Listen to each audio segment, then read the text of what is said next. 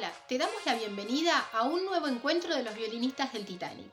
Y en esta oportunidad te invitamos a escuchar la charla que tuvimos con el profesor Sergio Boada. ¿Lo vemos? Bueno, estamos filmando acá otra vez, estamos otra vez en los violinistas del Titanic con el profesor Sergio Boada. Miro la cámara, saludo por primera y única vez. Sí, así que bueno, un honor volver a tenerte en este espacio y que gracias. Bueno, es muy informal. Porque sí, totalmente informal. La idea Yo te agradezco, por supuesto, la oportunidad, pero bueno, veremos qué podemos brindar que valga la pena. Sí, bueno, la idea es también poder estar charlando de algunas cositas que salen como temas que de pronto me interesaron y quería conversar con alguien. Bien.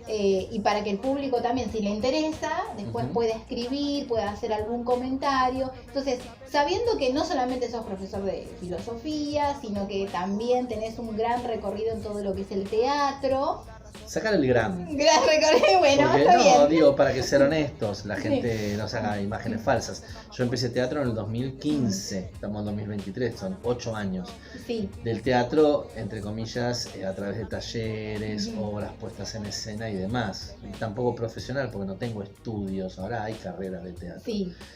El resto de mi vida hice teatro, sí, pero desde la payasesca personal, digamos. Siempre vos que me tuviste profesor, sabés que para mí el aula es un escenario.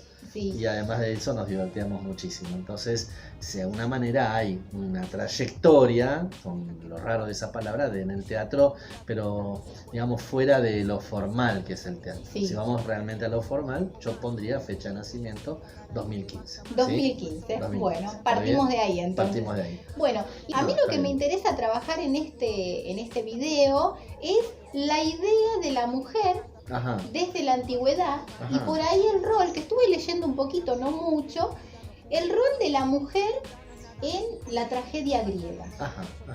¿No? Bien. Y poder relacionar esto por ahí desde una perspectiva filosófica, psicológica, hacer un vínculo, una relación, quizás después nos vayamos un poquito más en profundidad, salga algo más. O salgamos un poco de la época, porque claro. hay muchos elementos para ver sobre el problema de la mujer en el teatro, en otras épocas inclusive. Sí. Que ahí hasta te puedo contar cosas e incluso me va a dar la oportunidad de comentar la obra que estoy haciendo ahora. Buenísimo, así que, buenísimo. Pero bueno, si querés que empecemos por el teatro antiguo clásico griego, que tampoco conozco tanto, conozco, sí he leído, la pregunta que me gustaría hacerte es si vos estás apuntando, a ver, ¿a la mujer como actriz dentro del teatro o a la mujer como personaje en la tragedia? A la mujer como personaje. Bien, porque el tema de la actriz es más limitado, ¿viste? La mujer estaba limitadísima en la sociedad antigua.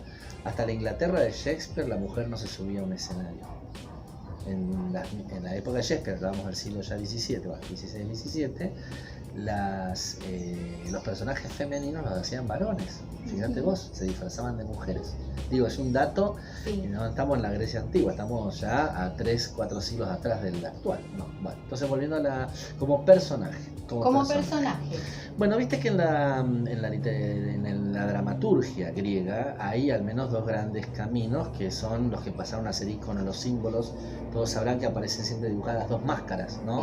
Una que tiene el gesto hacia abajo y otra que tiene el gesto hacia arriba, son la tragedia y la comedia.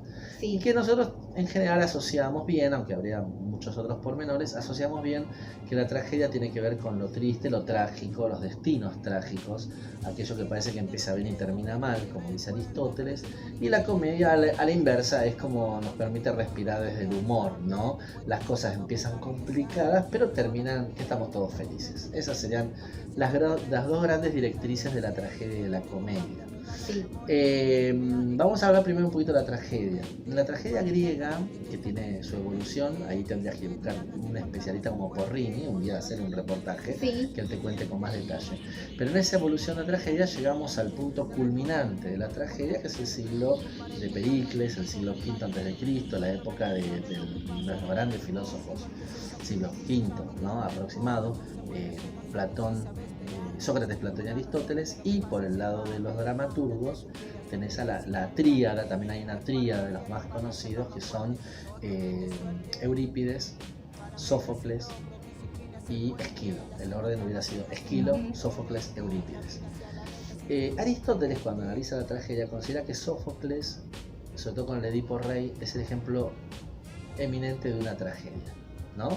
Fíjate vos, ya tenemos una primera referencia. Edipo Rey, ya el título, ¿a quién se refiere? A un hombre. A un hombre. Bien. Todos conocemos más o menos el mito de Edipo, en psicología se lo estudia mucho. Edipo, según el mito, él mató a su propio padre y se desposa con su propia madre, la conocida Yocasta. Durante el Edipo Rey, Yocasta es un personaje menor, casi no aparece, y en el momento que Yocasta se quita la vida, incluso no aparece en escena. No, los griegos no les gustaba representar la muerte en escena.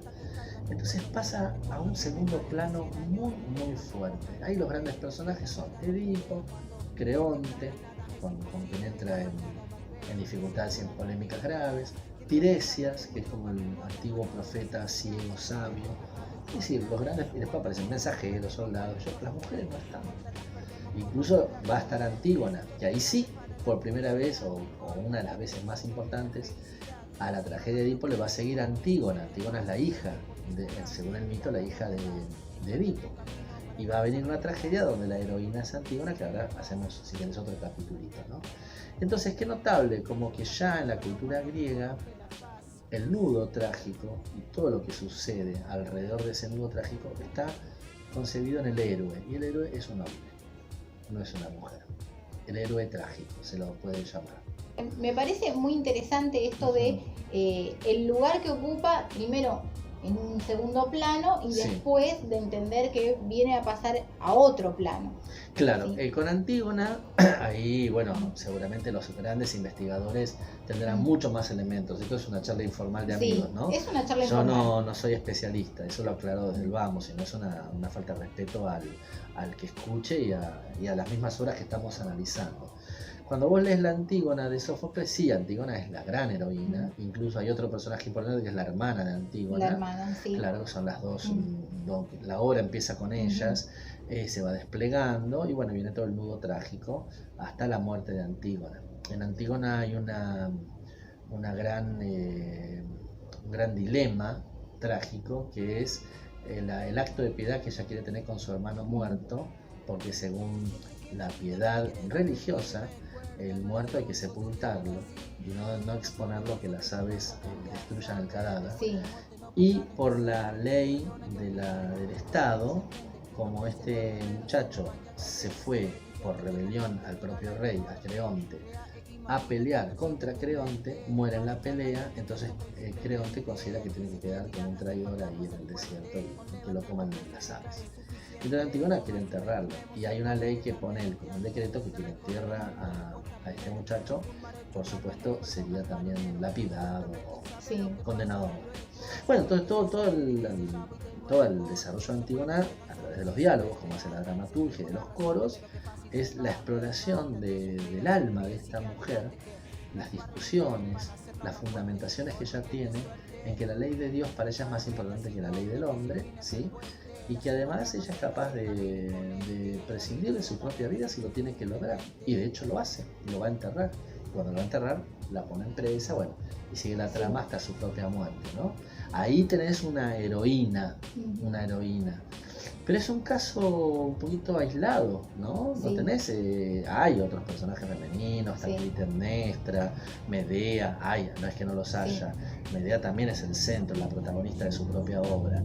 Pero si vamos a una cuestión menos numérica, la mayoría son personajes masculinos. Claro, sí. En general, ¿no? Claro, hablamos de esa antigua Grecia. De la antigua Grecia, sí. Yo me acuerdo que cuando leí este texto que te estaba comentando, el de esta mujer, una historiadora francesa, que habla de la Grecia clásica y apunta al rol de la mujer dentro de la Grecia clásica, ella iba contando cómo era toda la vida de la antigua Grecia, ¿no? De la mujer, qué rol cumplía, que lo estuvimos hablando un poquito, ¿no? Que era madre, era esposa, tenía que ocupar un lugar bien específico dentro de lo que era la sociedad. Y encerrada en su casa. En su casa, eloikos griego, ¿no? Entonces dentro de eloikos había un espacio para la mujer. Claro. Pero, por ejemplo, hay historias, ella citaba algunos casos de mujeres y nombraba varias mujeres, y entre ellas me llamó la atención porque a partir del nombre de esta mujer se desencadena toda una historia, incluso de una guerra. Helena de Troya. Helena de Troya. Claro. Y uno a veces piensa, ¿todo esto fue por Helena o fue por otra cosa? ¿no? Pero Helena pasa a tener como un lugar significativo en la historia. Sí. Ahora, fíjate qué interesante lo que estás contando. Eurípides tiene una obra llamada Las Troyanas, donde está toda la cuestión. Eurípides sí pone toda la obra. Yo vi una representación en el convento muy linda de Las Troyanas. Las protagonistas son todas mujeres, a ver, las viudas, digamos, las mujeres que perdieron a su esposo, a sus hijos en guerra, cuando ya los griegos terminan destruyendo Troya después del famoso caballo, y las van a llevar al exilio, a Grecia. Para ellas eso va a ser como la muerte, el exilio, porque el exilio, bueno, no es solo cambiar un territorio, es mucho más. Y esto fue todo por hoy. Te invitamos a seguirnos en las redes y a escuchar la continuación de esta hermosa entrevista. Hasta nuestro próximo encuentro. ¡Chau, chau!